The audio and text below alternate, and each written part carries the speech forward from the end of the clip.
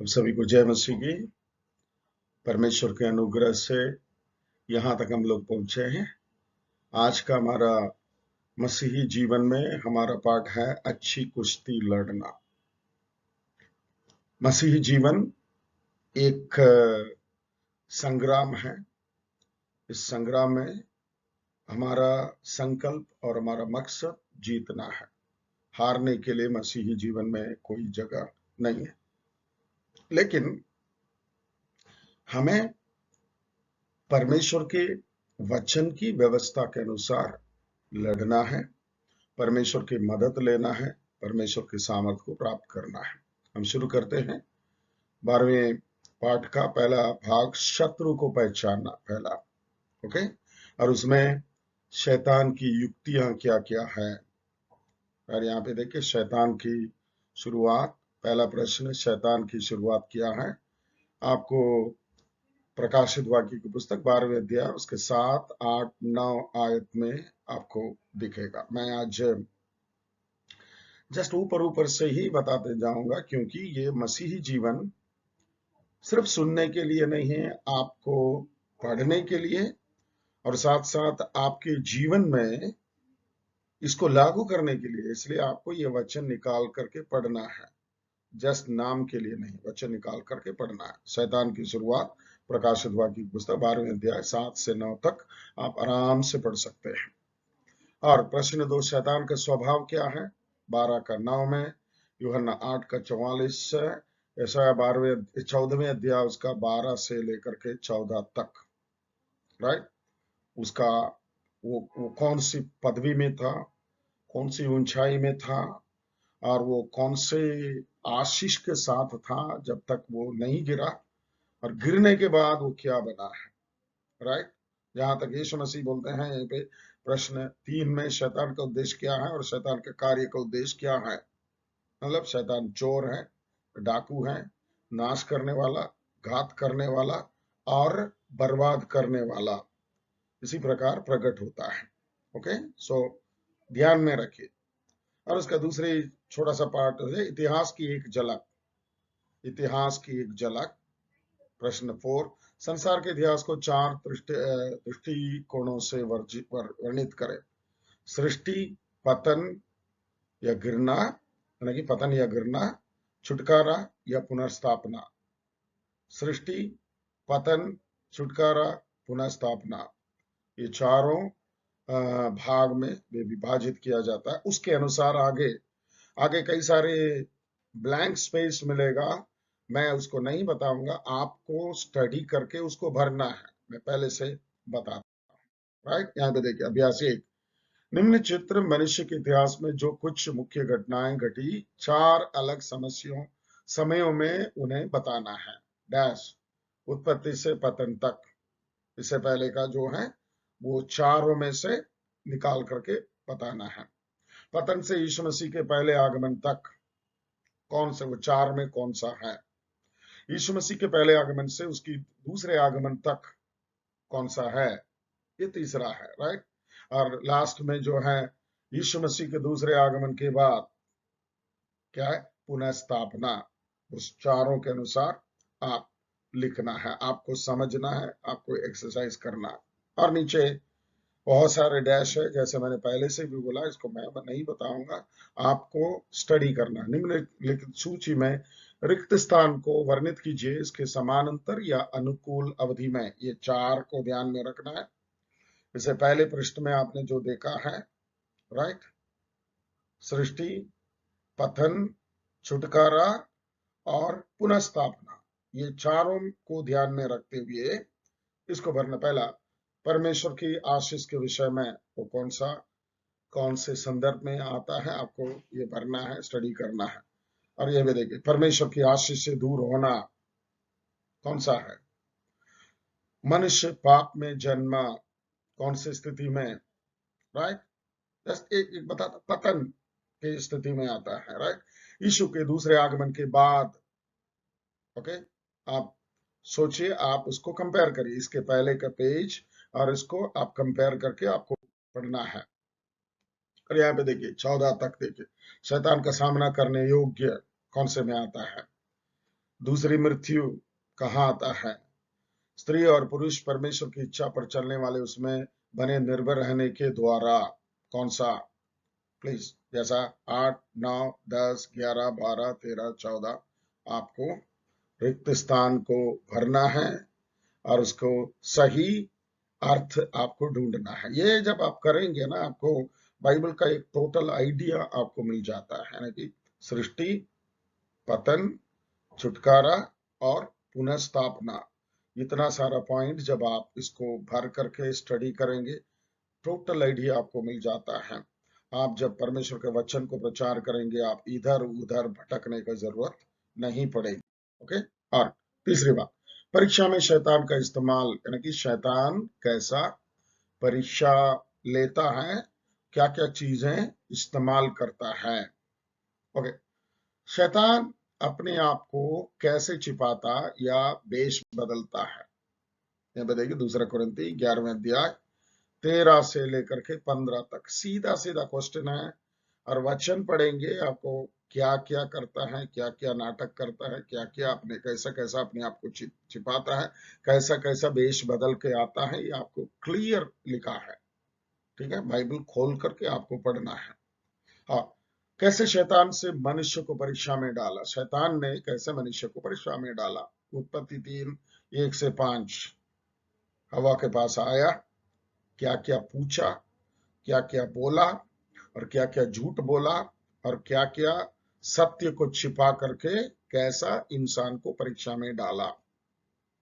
ये पढ़ने से आपको पता चलता है कब शैतान विश्वासियों के ऊपर फायदा लेता है।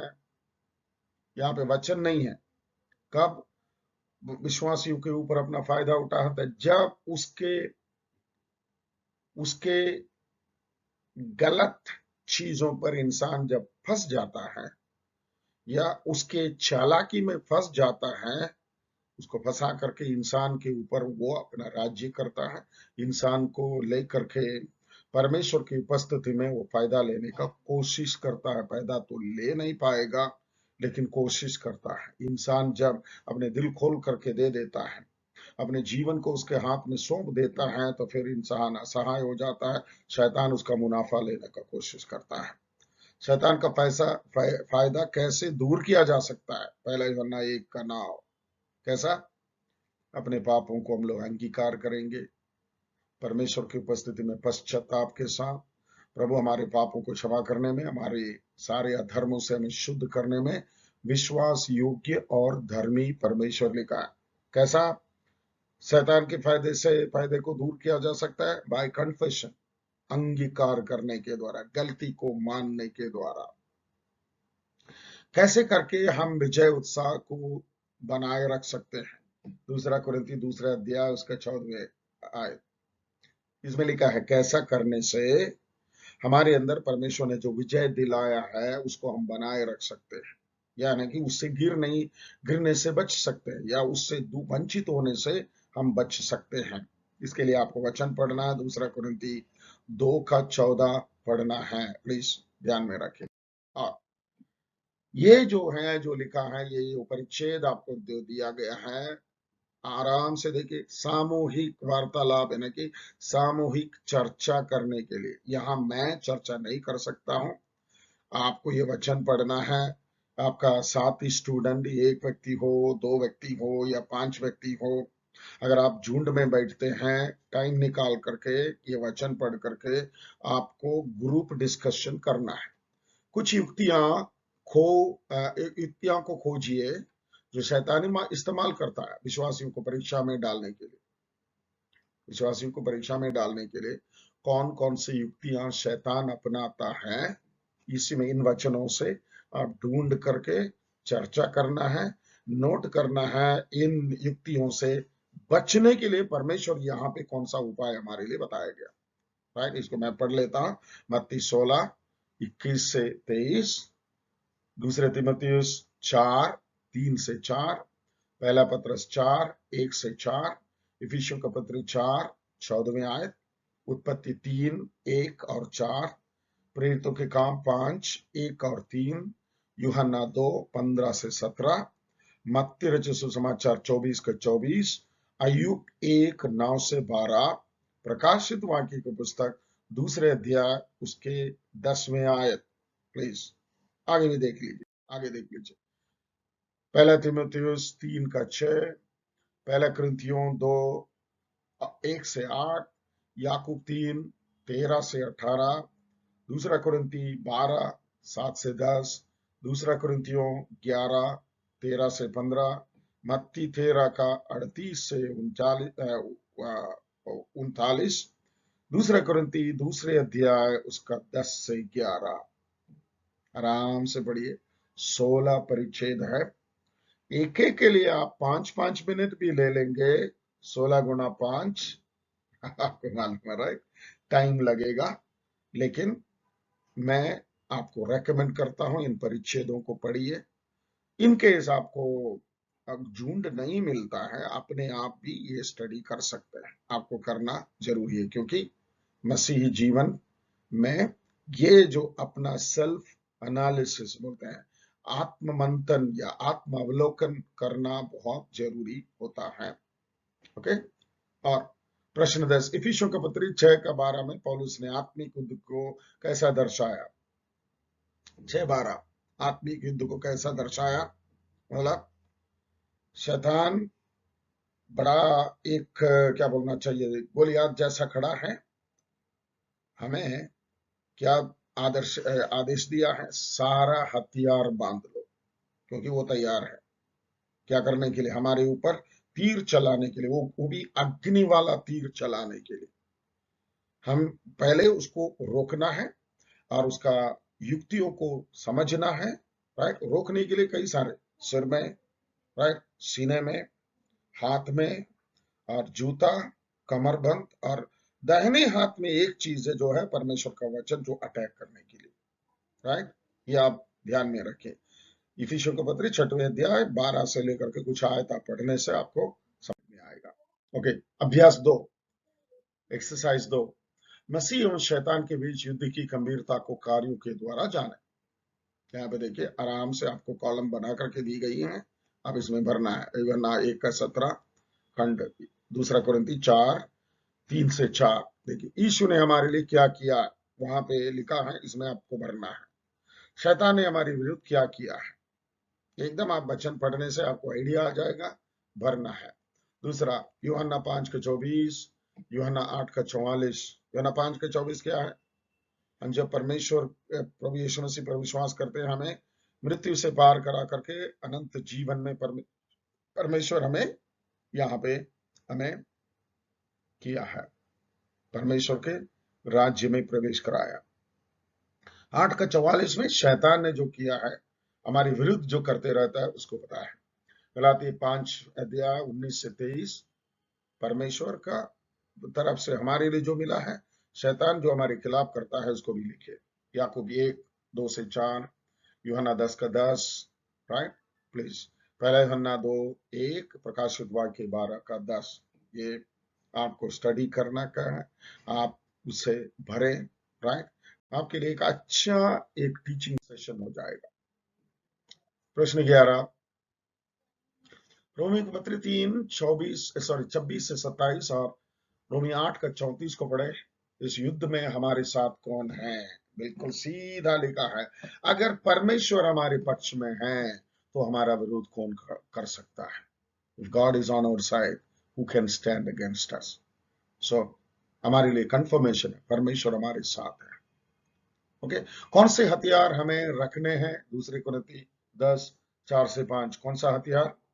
हमारा ये लड़ाई के हथियार लहू और मांस का नहीं, परंतु आत्मिक है, जो घड़ों को ढा सकता है, ऊंचे विचार जो मसीह के खिलाफ जो रखता है उसको गिरा सकता है, और अरेस्ट करके सब कुछ मसीह के अधीन में ले आने का आत्मिक हथियार हमें रखना जरूरी है, जो है परमेश्वर के वचन में दी गई है, परमेश्वर ने हमारे लिए दिया है, उसको करना जरूरी है। प्रश्न 13, मसीह के प्रेम से हमें कौन अलग कर सकता है? रोमी 8:35 से 39। कौन अलग कर सकता है? इनमें से जितने भी चीजें बताई गई है, 35, 36, 37, 38, 39, ये 5 आयत में जितने भी चीजें बताई गई हैं उनमें से एक भी चीज हमें मसीह के प्रेम से अलग नहीं कर सकता है। जितने भी चीजें यहाँ पे बताई है, प्लीज उसको पढ़िए। और तीसरी बात, सामूहिक वार्ता या वार्तालाप चर्चा के लिए इफिसी 6:10 से 18 में पौलुस ने कहा कि परमेश्वर ने उसकी सभी हथियार दिए हैं जो दैवीय रूप से सभी विश्वासियों पर सही रूप में आते हैं, ताकि वह शत्रु का मुकाबला कर सके दुष्ट के दिनों में, यानी कि बुरे दिन में सामना करने के लिए। अपने आत्मिक युद्ध में इसका क्या मतलब है सोचिए। देखिए, ये सारे हथियार यहीं पे लिखा है, राइट। वचन ना सिर्फ ये क्या बोलना चाहिए इफिसियों का, परंतु अलग अलग बुक में जो लिखा है वो वचन दिया गया। उसका कार्य क्या है? सत्य की पेटी या कमरबंद, मतलब हमारे कमर जब टाइट रहेगा ना, हमारे अंदर हिम्मत बढ़ता है, हमें सीधा खड़ा रखता है। कार्य धार्मिकता की झिलम, धार्मिकता की झिलम है कि क्या बोलना चाहिए, जो अग्नि अस्त्र जो आता है ना उसे रोकने के लिए होता है, रोकने के लिए। शांति के सुसमाचार के जूते कि आप दौड़े, आप जाएं बाहर जाकर के प्रभु यीशु मसीह का सुसमाचार सुनाने के लिए होता है। विश्वास की ढाल, विश्वास की ढाल जो है क्या बोलना चाहिए, क्या बोलना, वो भी रोकने के लिए, आपके सीने को, सीने में लगने से रोकने के लिए, ओके। और उसका उद्धार का टोप सिर में रखने के, ऊपर के अटैक से बचने के लिए, या फिर आप गिर भी गए, जैसे मोटरसाइकिल वगैरह जो चलाते हैं, गिरते हैं तो सीधा सिर में लगता है, इसलिए उससे बचने के लिए आपको टोप, यानी कि सिर सेंटर पॉइंट है इंसान का, उसको सही सलामत रखने के लिए। आत्मा की तलवार बिल्कुल अटैक करने के लिए वो परमेश्वर के वचन है, राइट। सो फिर लास्ट में जो आत्मा में प्रार्थना, हर एक प्रार्थना आत्मा में प्रार्थना करना। आत्मा में प्रार्थना करना मतलब आपके आत्मा परमेश्वर की आत्मा के साथ प्रार्थना करते हैं, जहां पे परमेश्वर की आत्मा आपके आत्मा में आपको मदद करता है, आपको स्वर्गीय मदद मिलता है प्रार्थना में, राइट। ये कभी कभी हम क्या कौन सा प्रार्थना करना है हमें पता नहीं है, इसलिए रोमी की पत्री 8वीं अध्याय उसके 26वें आयत में ऐसी आहें भर भर कर हमारे लिए पवित्र आत्मा विनती करता है जो हमारा बयान से बाहर है। इसलिए आत्मा में प्रार्थना करना हमारे लाइफ का आदत होना चाहिए। और इसका दूसरा भाग, युद्ध करने की प्रेरणा। कौन सी प्रेरणा लेकर के हमें युद्ध करना है? देखिए, हमारे जीवनों के लिए परमेश्वर का कार्य, प्रश्न 14 रोमियो की पत्री 8:29 में 29 के अनुसार विश्वासियों का क्या लक्ष्य है? 8:29, विश्वासी एक लक्ष्य लेकर के दौड़ रहा है। बिना लक्ष्य के, बिना पर्पस के वो नहीं दौड़ता है। वो लक्ष्य 8:29 में आप देख सकते हैं, राइट। आप फाइंड आउट करिए क्या लक्ष्य है, ओके। हमारा स्वर्गीय प्रतिफल, वो 15 प्रश्न के साथ दूसरे तिमुथियुस 4:8 और रोमी 8:18 को पढ़े। स्वर्ग में हमारा क्या इंतजार कर रहा है? वाह। दूसरे तिमुथी 4:8 में पौलुस कह रहे हैं, ना सिर्फ मेरे लिए और जितने मेरे जैसा परमेश्वर पर भरोसा रख करके अपने आत्मिक जीवन को आगे बढ़ाते हैं, उनके लिए स्वर्ग में एक मुकुट तैयार है, राइट।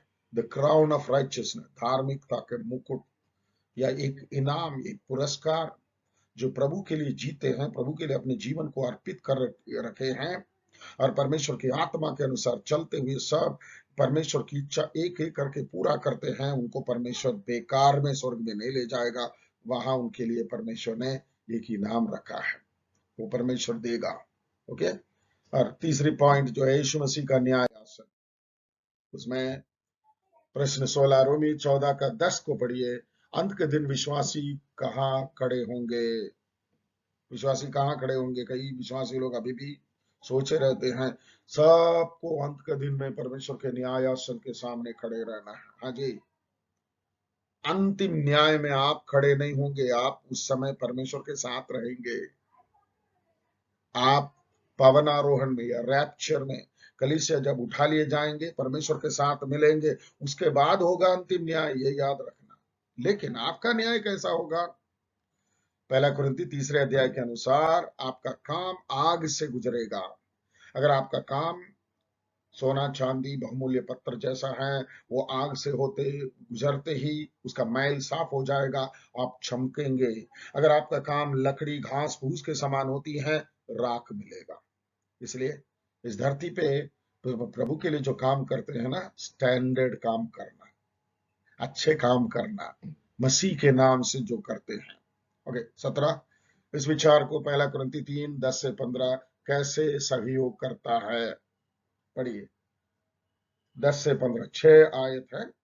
ये 6 आयतों में हमारे लिए परमेश्वर के तरफ से क्या सहयोग, क्या सहायता, क्या हेल्प परमेश्वर हमारे लिए तैयार करके रखा है, ये आपको मिलेगा। ओके और उसके बाद ये पढ़िए, आपके प्रतिदिन यीशु मसीह के पीछे चलने में जो संघर्ष होगा, ये है निरंतरता। हमारा परमेश्वर के साथ चलना कभी कभार ही अचानक सेंधा जाता है, किंतु ज्यादातर इसकी गति धीमी होती है। ठीक है, आप पढ़िए, उसके बाद पढ़िए, मैं पॉइंट पे आ जाता है। पहला पॉइंट, मसीह जीवन का लक्ष्य परिपक्व बनना है, जो स्पष्टता से मसीह के स्वरूप को बताना है। परिपक्व, वही शब्द पकड़ लीजिए, मैच्योरिटी, लक्ष्य मैच्योरिटी, दिन प्रतिदिन पढ़ना है। पौलुस कहते हैं ना एक बार, समय को देखते हुए तुम्हें प्रचारक बनना चाहिए, लेकिन अभी भी दूध पीने का आदत है, यानी कि शुरुआती दशा में जैसा जन्म है वैसा पड़ा है। ठीक है, स्लो ग्रो, वो नहीं होना चाहिए। दूसरा, पवित्र आत्मा का यीशु मसीह की उपस्थिति को हमारे जीवनों में वास्तविक बनाती है तथा हमें अनुमति देती है कि हम उसकी संगति रखें। हमें मसीह के स्वरूप में बदलता है तथा उद्धार की निश्चितता को देता है, यानी कि पवित्र आत्मा हमारे अंदर काम करते मसीह की उपस्थिति हमारे साथ है, वो वास्तविक बना देता है, रियलिटी में लेकर आता है। ईश्वरीयता परमेश्वर के प्रति भक्ति है, जो परिणाम स्वरूप परमेश्वर को प्रसन्न करता। ईश्वरीयता डिविनिटी परमेश्वर के प्रति भक्ति है। ओके प्लीज आप याद रखिए इस बात को। और आत्मिक बढ़ोतरी हमारे इस बात पर निर्भर करती है कि परमेश्वर के वचन को ग्रहण करने के प्रति हमारे जीवन में कितनी निरंतरता है, कितनी कंसिस्टेंसी से हम परमेश्वर के वचन को ग्रहण करते हैं, परमेश्वर के वचन के प्रति वफादार बनते हैं, परमेश्वर के वचन के प्रति हम परमेश्वर की उपस्थिति में कितने निरंतरता से आते हैं। इसमें एक प्रक्रिया प्रार्थना का जीवन परमेश्वर से मिलने तथा आत्मिक उन्नति के लिए जरूरी है। मतलब एक सक्रिय प्रार्थना का जीवन, मतलब लगातार, विदाउट ब्रेक, बिना ब्रेक के लगातार का प्रार्थना जीवन हमारे लिए जरूरी है। विश्वास परमेश्वर को अपने जीवन में बनाए रखने के लिए जरूरी पहलू है, मतलब विश्वास को थामे रहना। निर्णय लेने का अर्थ यह है कि बाइबल में प्रकाशित परमेश्वर की नैतिक इच्छा को मुझे अनुसरण करना है, मतलब डिसीजन मेकिंग कौन सा है, परमेश्वर का नैतिक इच्छा, यानी कि परमेश्वर हमें मेरे लिए जो ये निर्णय रखा है उसको अनुसार मुझे करना है, उसके अलावा कोई मार्ग नहीं है। हाँ, मैं अपने जीवन में योगदान, अपनी जिम्मेदारियों को देखते व समझते हुए काफी प्रभावपूर्ण तरीके से बना सकता हूँ। जिम्मेदारियों को देखते और समझते हुए प्रभावपूर्ण तरीके से बना सकता हूँ, मतलब अगर मैं ईमानदार हूं परमेश्वर की उपस्थिति में, ये सब मैं परमेश्वर के नाम से कर सकता हूं। जब सताव उसके प्रारंभ करता शैतान या पाप से होता है तो परमेश्वर इसे होने देता है तथा इसके द्वारा अपनी महिमा करता तथा मसीह के स्वरूप को हमें निश्चित करती है। ये पॉइंट है, आप फिर से आप पढ़ सकते हैं, फिर से इसे सुन करके इस पर चर्चा कर सकते हैं या फिर इस पर सोच सकते हैं। लास्ट पॉइंट में आ जाते हैं। मसीह देह के सदस्य होने के नाते हमारी जिम्मेदारी है कि हम दूसरे मसीह को बढ़ाएं, उसके विश्वास में तथा उसके बीच में एकता लाए। याद रखिए, राइट, अच्छी कुश्ती लड़ना, राइट, जीतने के लिए लड़ना, यहाँ पे दूसरे विश्वासियों के साथ जिम्मेदारी निभाना और उनको साथ में रखना, मतलब एकता को दर्शाता है, राइट। एकता में बल है, इंग्लिश में कहते हैं unity strength, right. United we stand, divided we fall. यानी कि हम एकता में रहेंगे तो हम एक साथ रहेंगे, अगर हम तितर बितर हो गए हैं तो फिर हमारा पतन हमारे सिर में लिखा है। तो मसीहत के अंदर भी इस युद्ध में या इस संग्राम में हमारे लिए एकता की जरूरत है। आज दो देखिए, एक विश्वासी की जिम्मेदारी है कि दूसरे विश्वासियों को सेवा प्रदान करे, संगति में के द्वारा तथा शिष्य बनाने के द्वारा तथा अविश्वासियों के मध्य गवाही तथा धैर्य दिखाते हुए न सिर्फ दुनिया के लिए सेवकाई परंतु दूसरे विश्वासियों के लिए सेवकाई, मदद के द्वारा, सेवा प्रदान करने के द्वारा, उन्हें एनकरेज करने के द्वारा, उन्हें ऊंचा उठाने के द्वारा, उनके लिए प्रार्थना करने के द्वारा, कि मसीह की देह मजबूत होते जाए। लास्ट क्वेश्चन, जब शैतान विश्वासियों पर आक्रमण करता है अलग अलग रूप से, तो परमेश्वर ने हमें जो हथियार दिए हैं उसके शैतान का सामना करना है, उसे शैतान का सामना करना है, उसे हराने के लिए। लास्ट पॉइंट, अपना बलबूते नहीं जाना शैतान से लड़ने के लिए। परमेश्वर ने हमारे लिए सही हथियार दिया है। परमेश्वर अगर सोच करके हमारे लिए कुछ रखा है, अगर हम उसको इस्तेमाल करेंगे, हम कभी पराजित नहीं हो जाएंगे, क्योंकि प्रभु को मालूम है हम कितना कमजोर हैं, कितना बलवान है, कितना कर सकते हैं, कहां गिर सकते हैं। वो सारी चीजें समझदार परमेश्वर ने हमारे लिए दिया, उसको इस्तेमाल करके शैतान का सामना करना है, हम जीतेंगे, शैतान हारेगा, राइट। यहाँ पे हम लोग इस पार्ट को समाप्त करते हैं। बस आप याद रखिए, हमारा सब्जेक्ट है अच्छी कुश्ती लड़ना। अच्छी कुश्ती मतलब परमेश्वर हमारे लिए जो मेथड, जो तौर तरीका बताया है उसके अनुसार लड़ना है, अपने मर्जी से नहीं लड़ना। नीति वचन 3 अध्याय उसका 5, अपने समझ के सहारा ना लेना, अपने को बुद्धिमान नहीं समझना, अपने ही बलबूते लड़ने के लिए और काम करने के लिए कोशिश नहीं करना, परमेश्वर पर भरोसा रखते, परमेश्वर पर निर्भर जीवन व्यतीत करना। परमेश्वर आपको आशीषित करेगा। आगे के पार्ट में भी परमेश्वर आपको एक सफल स्टूडेंट के रूप में ले चले, आप सीखें, और परमेश्वर आपको ऐसा आशीषित करेगा कि आप औरों के लिए भी आशीष के कारण बनकर निकले। प्रभु आपको आशीषित करें। Thank you so much for listening.